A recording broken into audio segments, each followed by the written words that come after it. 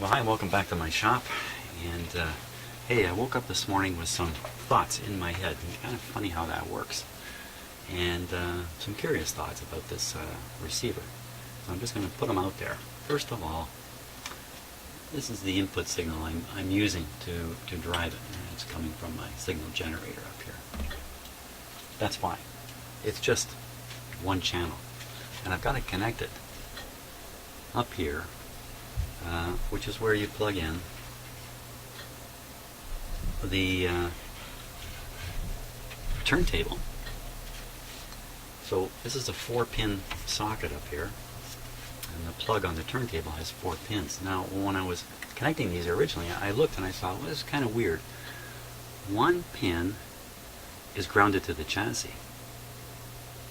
The other grounded pin has the shields connected to some shielded wire. And then the last 2 pins of the 4 are the 2 signal pins. And I kind of rolled that around in my head. Why? Well, I woke up this morning, the first thing I thought was, there's only 3 wires coming from the turntable. If you look at the turntable and its plug, although it has 4 pins, there's only 3 wires. 2 signal wires and a ground wire. Okay, so that explains to me what's going on here. One of these ground pins is actually not being used, and they've tied it to the chassis, probably for hum control or something like that. And really, there's just one pin carrying the ground. I actually have this connected incorrectly. This shouldn't really be on the chassis. It should really be to the shield. But here's the even weirder thing. I'm only feeding one signal in to one channel. Now, when I have the receiver set to mono, which I had done initially, sort of loosely thinking about this, then that would take the signal, split it into the 2 channels, hopefully come out the speakers equal. Now, you're going to jump up and down when I say this. Well, I'm only feeding a signal into one channel. How surprised should I be that it only comes out of one speaker? Really. That certainly goes into the category of stupidity here. It's just something I sort of just didn't get my head around. Well, that raises another question then. If I'm feeding the signal into one channel, why am I hearing it coming out of the other channel at all? From a radio, stereo FM point of view, okay, maybe the separation isn't all that good, something like that. But coming from a turntable, what's fed into one channel should only come out of one speaker. It shouldn't come out of the other one at all. So, curiouser and curiouser it gets. Now, another thought was rolling around in my head. I like to do this when I make a dumb mistake. I like to think about, well, how did I ever end up like that? The dumb mistake was connecting this capacitor and connecting it to the wrong spot. And I thought about that a little bit. How did I make that mistake? I thought I was being careful. And so here's what I kind of realized in my head. You look at the schematic.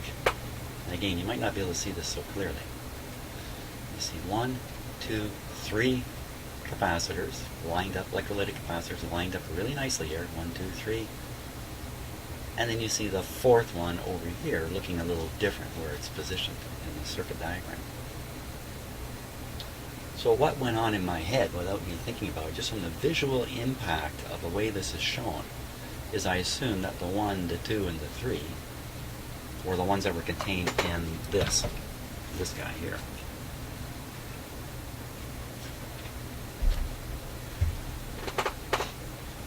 And this one, which is shown separately, must be a separate capacitor, which was that big yellow guy that was sitting here. But you know, that's actually not logical at all. It's just interesting how my mind, and I think anybody's mind, might work in this situation. The visual impact of the layout of the parts misled me. So in fact, the big single capacitor is really this one, and this one out here. And there must be another one in here too somewhere, because there's actually 4 in here. And the lone guy, the lone yellow guy, is actually this one, right here. Well, that's how that mistake was made. I very purposefully connected it in the wrong spot. So, Funny how you can wake up in the morning and these ideas are just right there. Right there. So where are we at now with this thing? We have this strange discharge that's occurring up in this area. I've looked and looked to try to spot something. I haven't spotted anything that could explain it. It sounds to me like a discharge right out of these capacitors, just by the powerful snap. And, I really don't know what it is. So I think my best move, as crazy as it sounds, is to carry on with the work here on this. Fix the input so I've really got an input into each channel, or at least move it around and experiment a little bit with that. Try to sort out what's going on with the two speakers. I better put on the radio, especially the AM radio, and listen and see if already I've got it balanced. Maybe changing all these capacitors has actually balanced it out. And my method of testing is really defective because I'm only feeding one channel.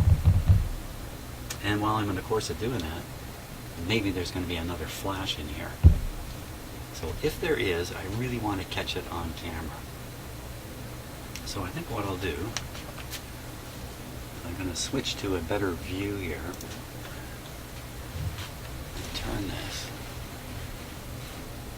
So this camera is looking right into the spot. So it does pop again. Now, the last time it was pretty clear where the pop was. And it was right down in here. But what's not clear when I look in here is what exactly is down in there that could account for it. So when I switch this on, maybe it's going to pop again here. Maybe not. I don't know what to expect. I mean, I've poked around in here quite a bit. I very excitedly removed this little resistor, only to find out there's really nothing wrong with it. Funny how it just looked all burned up in the camera view, but when I got it out, it's just perfectly fine. Well, mysteries continue. And how about that sound in my rafters? That sounds like a mouse scratching around. I've heard that sound before. I've heard it a few times before. I have no clue what it is. No clue. So, mysteries abound. So let's see. I think first step is we're going to turn this guy on and double check the speaker situation there. You can kind of see full speakers here.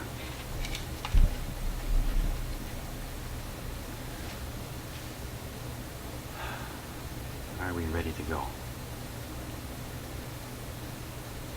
Okay, I'll be turning it on with restricted power. The flashover that's occurring up in here has been occurring with restricted power. I don't even have full power on it.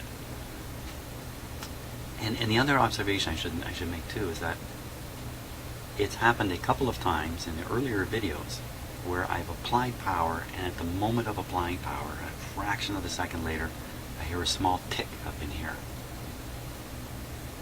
That's a pretty curious thing to me too. I'm sure it's completely related to the eventual larger flashover that occurs.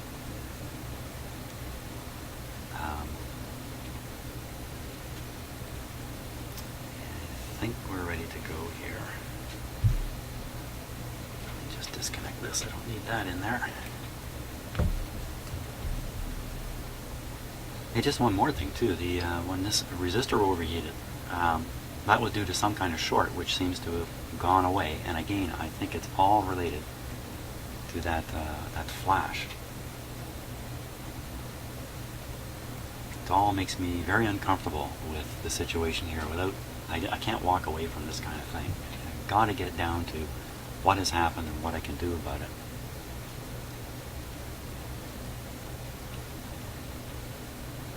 Okay. Let's fire this guy up. Or as I used to say with my college friend Scott, let's fire this Raider up. There we go. Okay, maybe it's going to flash right away. I better put on my goggles. Not that I really expect to get something blowing up into my eyes, but I've got them, why not use them? It'd be pretty stupid not to. Okay, I'm goggled up here.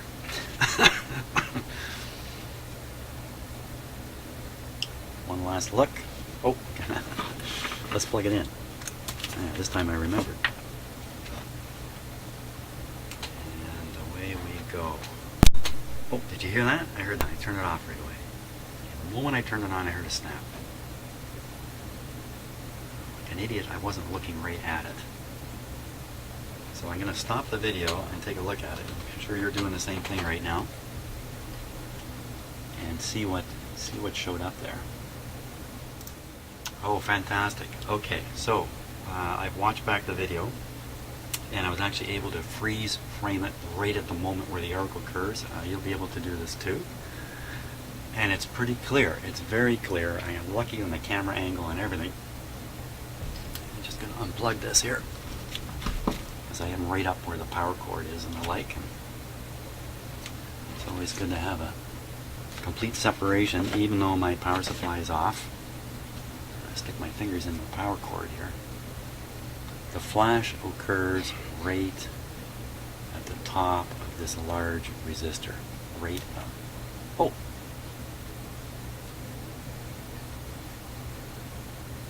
Huh. Am I hearing things? I think I just heard it go zzz. So there's bound to be some charge left on all these big capacitors now. So that resistor, that's a big honking resistor buried deep in there. You can kind of see it right in here. This kind of brownish guy here. Who or what is he? Excuse me.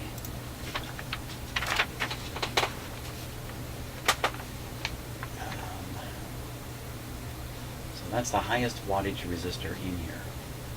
15 water, 5 water, there's like a 10 watt one there. Now once again I'm a little bit stumped here because I don't see 3 large wattage resistors. You know, unless this 5 water is actually smaller than I think. Let's look at each one of them. Okay, so the big 15 water, which is the one I think it must be, is simply the series resistor for these lights. Oh, sorry about that. I'll show you again here. Okay, so power supply is coming across here. There's a 15 watt here, 5 watt there, 10 watt resistor there. Pretty sure it's this big 15 watt resistor. And what is it doing? It's simply in series with the light bulbs, and it's not doing anything serious for the radio.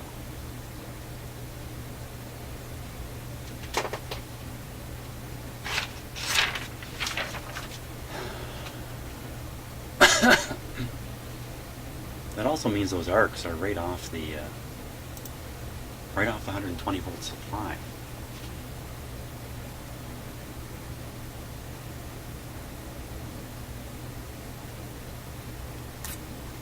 Man, that's, well, let's see if we can get in there and get a good close look at it, because I'm certainly on the trail of it now.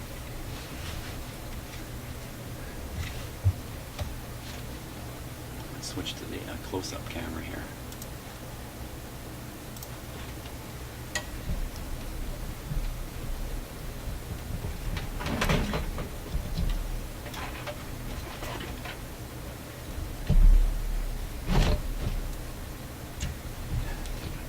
This way.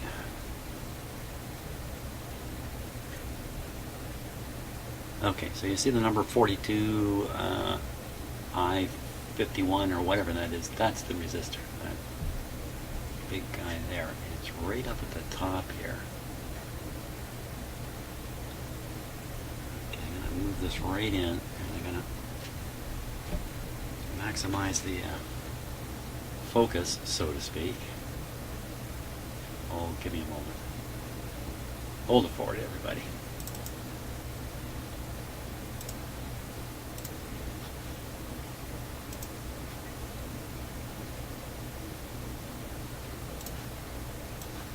Okay, here we go.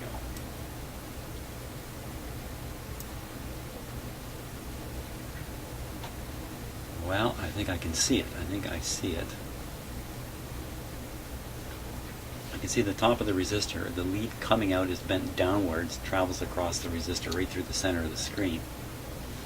And just above that is a bare wire. And they look to be pretty much in contact.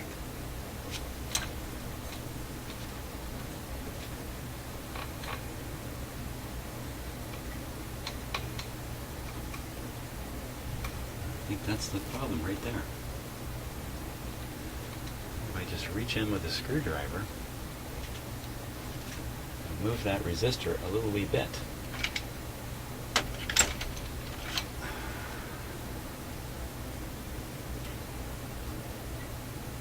Right here.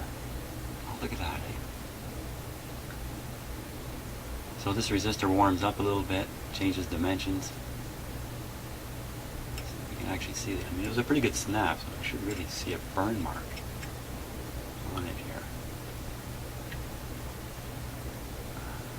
It's easy to get fooled, you know. Hey, here's one of the things I've learned in life. Investigations proceed until the investigators are satisfied, not necessarily until the truth is known. This is a big problem in life for all of us.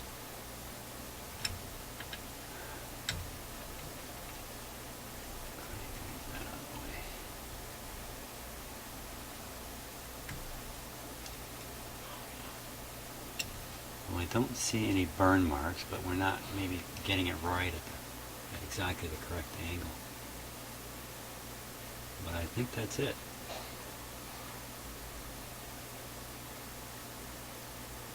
Now, you know what I could have done? I could have left it just as it is, and I could have fired the thing up with a camera angle like this.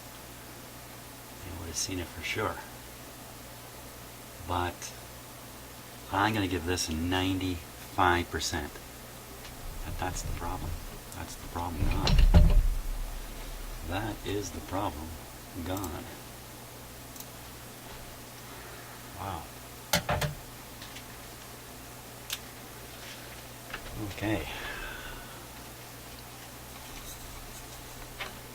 Good, because this was really, really upsetting me and worrying me because whatever it was really buried down in deep in the parts in here, and would not be hard and not be easy to resolve necessarily, but I think it has been. So before I talk myself into a hole here and it turns out that in fact that wasn't the problem, let's fire this thing back up and give me a chance now to check the volume level on these speakers and deal with this craziness and how I'm feeding the signal in. Incidentally, the last time we operated the set, along with the tone kind of coming out, it was terribly distorted by hum. And I suspect that's because I connected this capacitor incorrectly. Even though the old yellow guy that was in there looked like a real beater, it was probably still doing something in terms of filtering. And now that I have this connected correctly, I'm hoping that hum effect is gone. Okay, are we ready? Well, I'm done. Let me put the close-up camera back on it, just in case.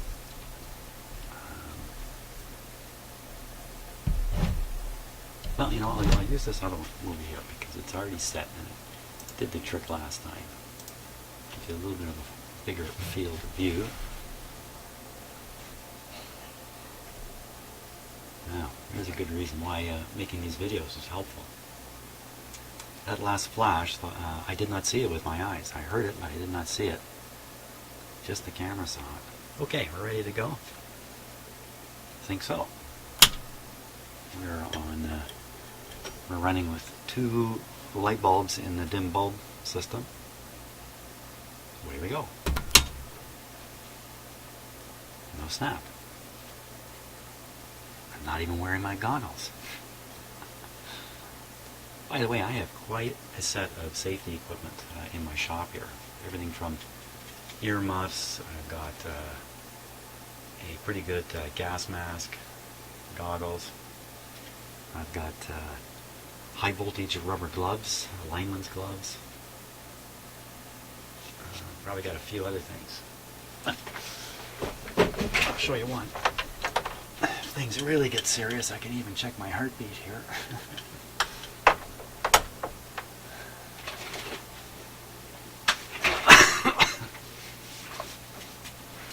No snapping.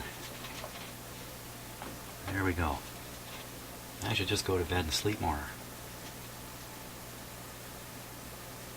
No snapping, but no sound of any sort.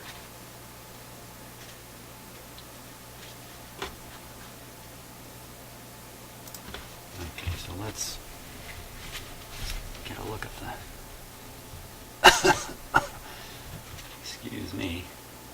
Here, you can still see better in this view, I think. So the volume's turned way up. We're on the AM radio. Should be hearing something.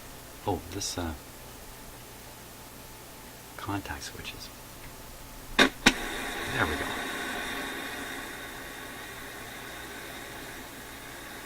Okay, so what I'm hearing right now is equal level out of the two speakers, out of phase.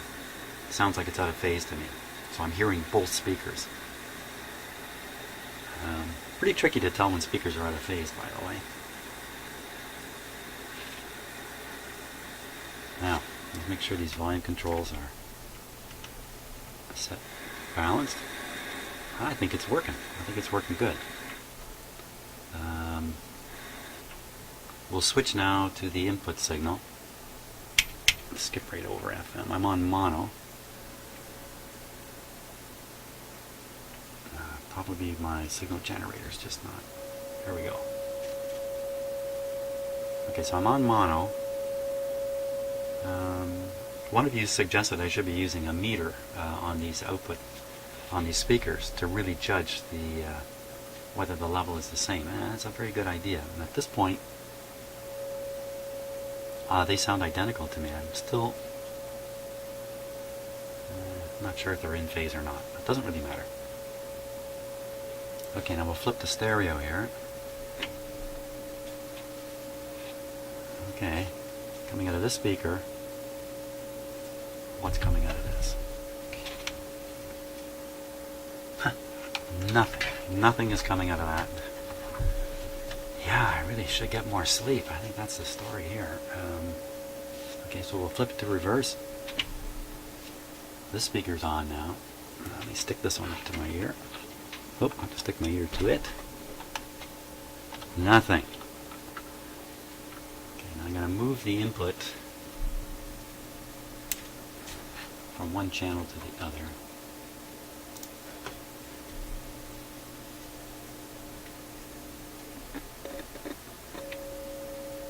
I'm not sure you can pick this up in the stereo recording on YouTube or not, but it's just moved from one speaker to the other. It was here, now it's over there.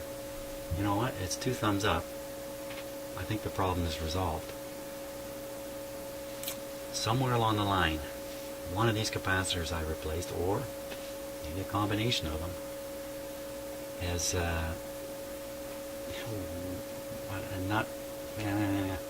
has resulted in a proper balance of the output, and maybe even stopped some interchannel leakage that might have been happening. Not sure about that. Let's just put a little more input into it.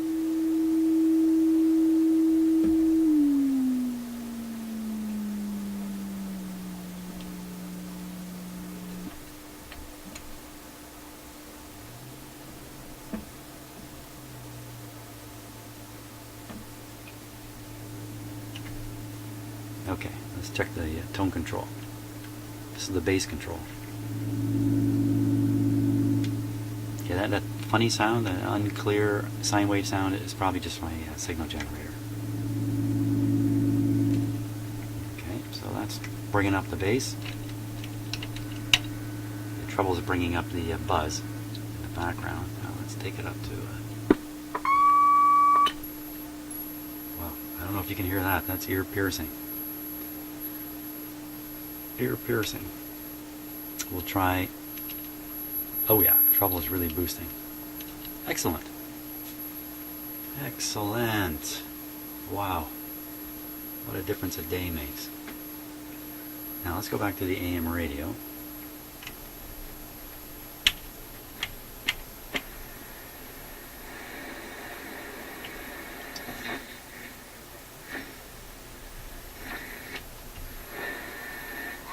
As you know, radios have a tough time in this shop, AM radios.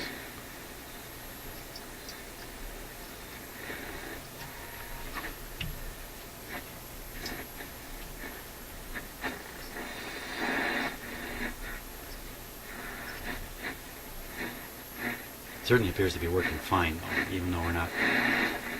oh.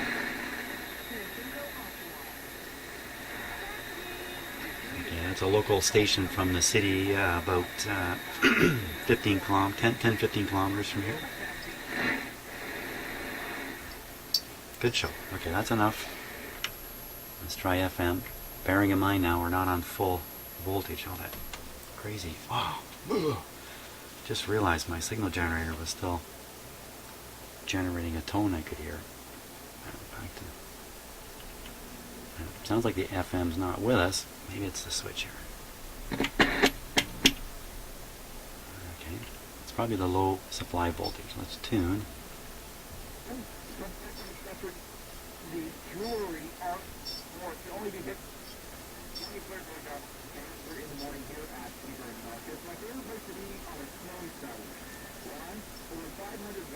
Okay, you just mentioned Pickering Markets. That's a huge flea market. That's just a kilometer from my home. I'm doing a broadcast, I guess. What do you call it? Out in the field. Okay, let's put full voltage on this guy. You'll see the lights go out. Everything should get a little louder. There we go.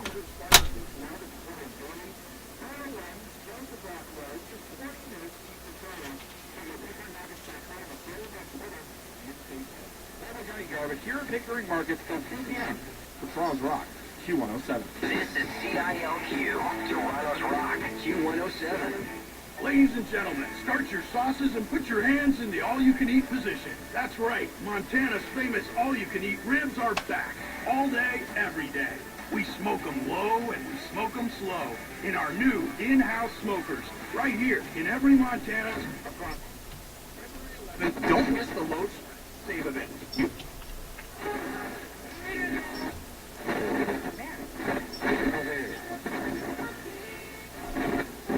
A little scratchy when I tune it. An attack was only avoided because it's the Times Square bomber, the Haymarket nightclub bomber in London, and a suicide attacker who was going for a Stockholm department store. Cheers. Their bombs malfunctioned, and that's why no attack occurred. And this is the other point, is that someone who's in the jihad, who's espousing the jihad and recruiting for it, he is doing something criminal. He's encouraging people to attack our allies. He's encouraging people to attack our way of life. Now, John Thompson, thank you for talking to us today. Thank you. John Thompson is a terrorism expert and vice president at Strategic Capital. okay, take a look at the volume setting here. It's up on 7. From the headlines. And this is Rift from the Headlines, our weekly quiz. 3 riffs linked by one story in the news. Guess the story that links the riffs. You can win a Day 6 tote bag. First, here is a recap. This is Latin.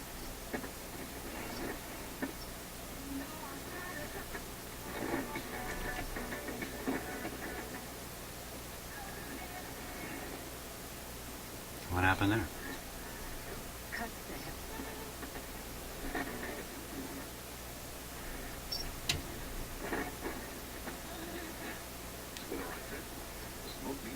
Where'd that station go?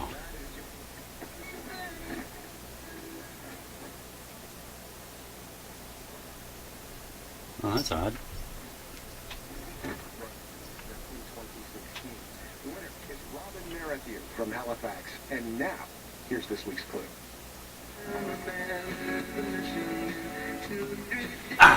Can't let music go over like that, where I get a copyright hit. Even just a few seconds of the song is enough to do it. Well, okay, that's great. Output seems very low. That certainly draws attention to these two bypass capacitors, which may not be doing their job on the output tubes, and probably some general tune-up of the radio, cleaning the capacitor up, cleaning up this switch, the selector switch, which is unreliable, and maybe even throwing a little cleaner into the various potentiometers here, the volume control and the tone controls. But otherwise, I think I've reached a milestone of success here. So fantastic. Now I did cut out this little resistor. I'm not going to worry about it. These wires were not connected to anything. They're supposed to go to a pilot light, and with that resistor cut out, there's no power on one of these wires. I'll have to take a look at the console and just see where this pilot light might be, if it is there. Otherwise, the next thing we're doing, I think, just let me think about this. I should probably go ahead and replace these two capacitors here, if I have the replacements for them, because the output volume is low. So that could just be from a weak tubes, but it could also just be I'm feeding it into these lousy little speakers here, and they're just not doing the job. Anyway, great stuff. So I think I'm going to dig around and see if I can find a couple of capacitors to replace there.